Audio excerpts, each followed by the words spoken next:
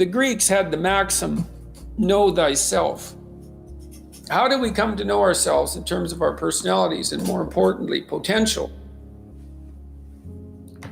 Well, one of the first ways to come to know yourself is to understand that you don't. You can learn to kind of watch yourself like you're watching a stranger, but you have to adopt a position. It's a position of radical humility, I would say. Humility in two senses. So one sense would be the humility of recognizing your ignorance. So you have to understand that you don't know who you are. And that's not easy to understand because you think you know, but then you remember you can't control yourself very well. You're not very disciplined. You're full of flaws. Maybe you don't know yourself as well as you think, but it's hard to get low enough to understand how deeply it is the case that you are ignorant about who you are. Now, there's an upside to that too, which also is that you're also ignorant about who you could be. And so the discovery of that, is some reward for the horror of determining who you actually are. And then I would say, well, then you watch yourself. You watch yourself like you're watching a stranger. You watch what you say and you listen. And you think, well, what sort of person would say that? And how am I reacting emotionally when I'm communicating in that manner? Is that making me feel stronger or weaker? Is it filling me with shame? Is it helping my confidence? Am I laying out a lie? Am I deceiving myself and other people? Am I adopting this personality at parties that is designed to impress and to amuse, and it comes across as nothing but self-centered narcissism? What are my dark fantasies? What are my aggressive fantasies? What is it that I'm willing to do? What am I interested in so that I'll spontaneously pursue it? What do I procrastinate about and why? What am I unwilling to do? What do I think is good? What do I congratulate myself for accomplishing? And what do I berate myself for failing to confront and to implement? Those are all incredibly complicated questions, and you don't know the answers to them. So that's a start. And then in terms of potential, well, you'll discover a little bit more about your potential as you discover who you are, especially the darker parts of yourself, because then you discover your potential for mayhem. There's some real utility in that. It's actually something that strengthens you, because the first thing that a realization like that can in fact produce is the ambition to incorporate that dangerousness into a higher order personality. And that can make you implacable. That can make you someone who can say no when you need to say no. That can make you someone who won't avoid necessary conflict. And so that's unbelievably useful. And so that's one of the potentials that you might discover. The other thing you do to discover your potential is you challenge yourself. It's like Rule 4 in my book, 12 Rules for Life, is compare yourself to who you were yesterday and not to who someone else is today. And that's kind of a good way to start this. It's like, well, take a bit of a look at yourself and think about what's not so good that you could improve, that you should improve by your own standards, and that you would improve, and set yourself a little goal. Maybe you're not studying at all at your university. Or maybe you're at work and you've got this stack of paper there, and you haven't looked at that damn stack for like a month, and you know that you should be. And you're bothering yourself at night because you're avoiding that. You think, well, I've avoided that stack of paper completely for 1 month. I'm quite a coward when it comes to whatever snakes might be hidden in that stack of paper. How about tomorrow I just put that stack of paper in front of me on my desk and I glance through it for 15 seconds.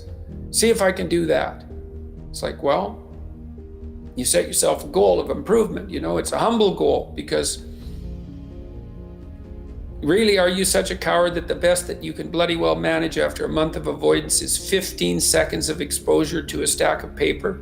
It could easily be. You've been avoiding it. You're obviously afraid of it. And so the situation could be that dismal and dire. And you might think, well, geez, it's no balm to my ego. It's not fostering the strength of my ego to recognize in myself someone who could only withstand 15 seconds of exposure to that thing I'm afraid of. And so that's a form of humility too. It's like there's things you could do to improve, and you know what they are. And there's small steps that you could take, that you might take, that would put you in that direction. And then the question is, are you big enough to take those small steps? Are you capable of grappling with the fact that you're fundamentally flawed to the point where you have to break things down into almost childlike steps in order to manage them? And the answer to that is, yeah, you are. And that's the lot of, I don't know if it's the lot of everyone. Most people have things they avoid, and they're afraid of. So I would say to some degree, it's the lot of everyone. People vary in the degree to which they've conquered that. And you do meet people from time to time who are extraordinarily disciplined. But most of the time, they've got disciplined in exactly this manner. It's through slow incremental improvement. And then you challenge yourself. It's like, well, could I do this? That would be better. Then you find out, and then you think, well, is there something slightly larger and more challenging that I could do that would be better? And you try it and you find out. And as you try it and you find out, generally you get better at it, and you can take on larger and larger challenges. You take responsibility for yourself. That's part of standing up straight with your shoulders back. It's like, take on the world, man, but only at the level that you can manage. When you're ignorant and biased and deeply flawed and immature, it's where everyone starts. You don't want to bite off more than you can chew, but it doesn't mean that you can't wrestle with part of reality. Some part that's small enough so that you have a good shot at victory. And to put yourself together, the first steps towards that is to allow yourself to be a fool, right? It's because you don't know what you're doing. You have to admit that. And there's going to be a loss of ego or destruction of ego, arrogant ego that necessarily accompanies that. But you need the loss of that arrogant ego, because it's precisely what's interfering with your movement forward. It's part of the adversarial process, mythologically speaking, that stops moral progress. You're too proud of who you think you are to notice what you're like so that you could change properly. You don't want to sacrifice that part of yourself. It's probably associated with some delusion that helps you maintain a positive, although very fragile self-image, in the absence of genuine effort. It's not to be recommended. You know yourself by watching and paying attention. It's watching like you're a snake.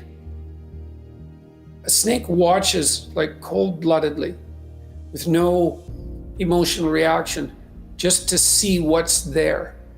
It doesn't allow, symbolically speaking, doesn't allow what is wanted or desired to interfere with what is observed.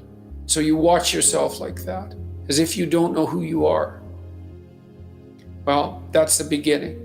And then you challenge yourself continually to see how far past yesterday you can push today and tomorrow, and to continually experiment with expanding the domains not only of your competence, but of your ability to increase that competence. And the upper limit to that is proportional to the moral effort that you put into it.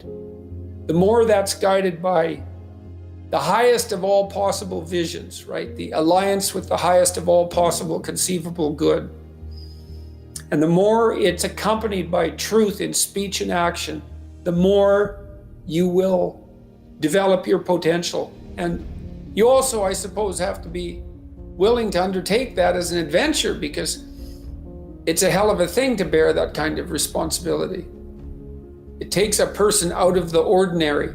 It takes them out of themselves. And there's an alienation and an isolation that goes along with that, and a great sorrow, all of that together. But there's deep meaning to be had in it, and there isn't anything better that you can do. So that's the answer to that question.